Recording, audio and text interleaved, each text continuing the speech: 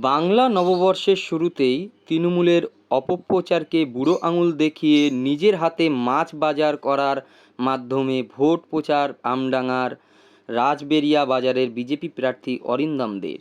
কখনো মাছ কিনলেন, কখনো মাংস কিনলেন, কখনো আবার সবজি কিনলেন। প্রার্থী নিজের হাতেই বাজার করলেন এদিন। তৃণমূল ইতিমধ্যেই বিভিন্ন প্রান্তে অপপ্রচার ছাড়ছেন, যদি বিজেপি ক্ষমতায় আসে তাহলে বাঙালিদের মাছ মাংস খাওয়া বা বিক্রি করা বন্ধ হয়ে যাবে এই বাংলায়।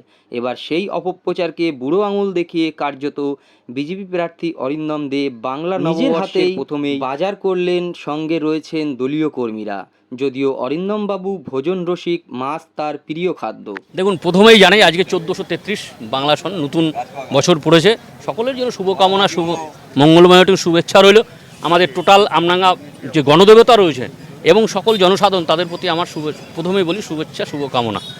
আজকের দিনে এই শুভ নববর্ষে বাঙালিরা প্রিয় রসিক, ভোজন রসিক, সেখানে দাঁড়িয়ে আজকে মাছ মাংস একটা প্রিয় খাবার বিষয় বাঙালিরা। আমিও এসেছি মাছ বাজারে এবং সবজি বাজারে, আমি মাছ কিনলাম, কাতলা মাছ কিনলাম, সঙ্গে এবং পাবদা মাছ, এবং মাংসের দোকানে গেলাম, মাংস দিচ্ছে প্রচুর লোকের এখানে কিনছে আর কি, মাছ বাজার, মাছের দোকান থেকে এবং মাংসের দোকান থেকে। আপনি তো দেখছেন প্রচুর বাজার এবং ছড়িয়ে ছিটিয়ে রয়েছে মানুষজন।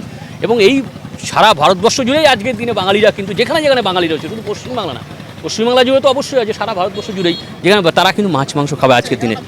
আপনি বাজার করতে আসছেন, মাছ কিনছেন, মাংস কিনছেন, রাজ্যের শাসক দল তারা বলছে যদি ক্ষমতায় আসে তাহলে মাছ খাওয়া বন্ধ হবে, মাংস খাওয়া বন্ধ হবে, বিক্রিও বন্ধ হবে। এটা তৃণমূলের অপপ্রচার, অপব্যাখ্যা, এর বাইরে কিচ্ছু না। তৃণমূলের পায়ের তলা থেকে মাটি সরে গেছে, যেহেতু বিজেপির গ্রাফ দিন দিন পরিস্থিতি বদলাচ্ছে, নতুন সমীকরণ বদলাচ্ছে এবং রাজ্যে বিজেপি ক্ষমতায় আসছে এবং অ্যাবসলিউট মেজরিটি নিয়ে আর কি, সে 200-200-র উপর সিট চলে আসবে এইবারের পরিস্থিতি যা হাল আছে। এবং আমডাঙ্গা জিতছে, সে ভবানীপুরে মমতা ব্যানার্জিও হারছে, গত 2021-এর বিধানসভা নির্বাচন নন্দীগ্রামও শুভেন্দু অধিকারীর কাছে হেরেছে মমতা ব্যানার্জি, এইবার আমডাঙ্গাও বিজেপি পাচ্ছে, তৃণমূল হারছে। অথবা এইসব কথাবার্তাগুলো ওনাদের মাথার থেকে উঠে আসছে, উল্টোপাল্টা কথাবার্তা, এটা ভুল, অপপ্রচার, অপব্যাখ্যা, এর বাইরে কিছু নয় আর কি। আমাদের গুজরাটেও, যেখানে প্রথম গুজরাট এবং মধ্যপ্রদেশে বিজেপি সরকার এসেছিল আর কি রাজ্যে, সে 90 দশকের আগে, 90 দশকের মনে হয় সম্ভবত 92 কি 93 সালে, ওই সময়টা আর কি, তখনও ওই সময় কিন্তু বিজেপি ক্ষমতা এসেছিল। এবং ওইখানে যারা বাঙালি আসছে এবং বাঙালিরা যারা আছে তারা মাছের চাষ করে কিন্তু, মাছ ব্যবসা করে কিন্তু, এবং সেখানেও বাঙালিরা কিন্তু মাছ খায়। আমাদের মাননীয় সভাপতি, রাজ্য সভাপতি সমীর ভট্টাচার্য কিন্তু সেদিন খেতে খেতে একদিন